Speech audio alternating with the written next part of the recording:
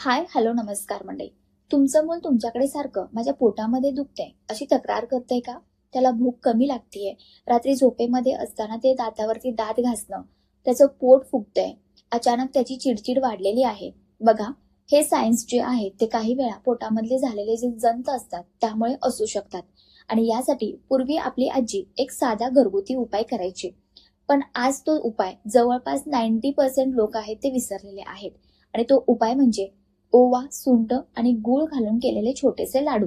त्याला हर्बल लाडू असं सुद्धा आपण म्हणू शकतो. पण हे फक्त गोड लाडू नाहीयेत. यामध्ये वापरलेला जो ओवा आहे त्यामध्ये थायमॉल नावाचं एक कंपाऊंड असतं, ज्याला ट्रेडिशनल रेमेडीज मध्ये डायजेशन आणि इंटेस्टाइन डिस्कम्फर्ट यासाठी ते वापरलं जायचं. त्यानंतर यामध्ये वापरलेलं जे सुंठ आहे ते पोट उबदार ठेवण्यास मदत करते. तुम्हाला प्रश्न पडला असेल, हे लाडू बनवायचे कसे? तर सगळ्यात आधी अर्धा चमचा ओवा घ्या आणि चिमूटभर सुंठ घ्या. हलकसे हे कुटून घ्या आणि त्यानंतर मंद गॅसवरती गूळ थोडासा मऊ करून घ्या.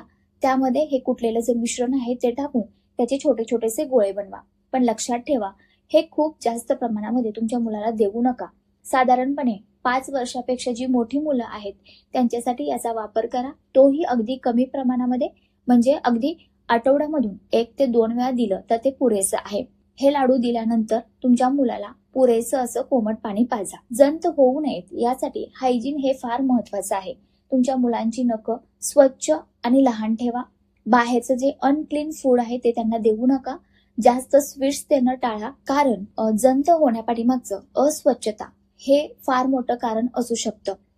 आणि हो, जर तुमच्या मुलाला सिव्हिअर स्टमक पेन होत असेल, उलट्या होत असतील, त्याला खूप ताप येत असेल, वजन फार कमी झालं असेल किंवा त्याला सतत याचा त्रास होत असेल, तर फक्त या घरगुती उपायांवरती अवलंबून राहू नका.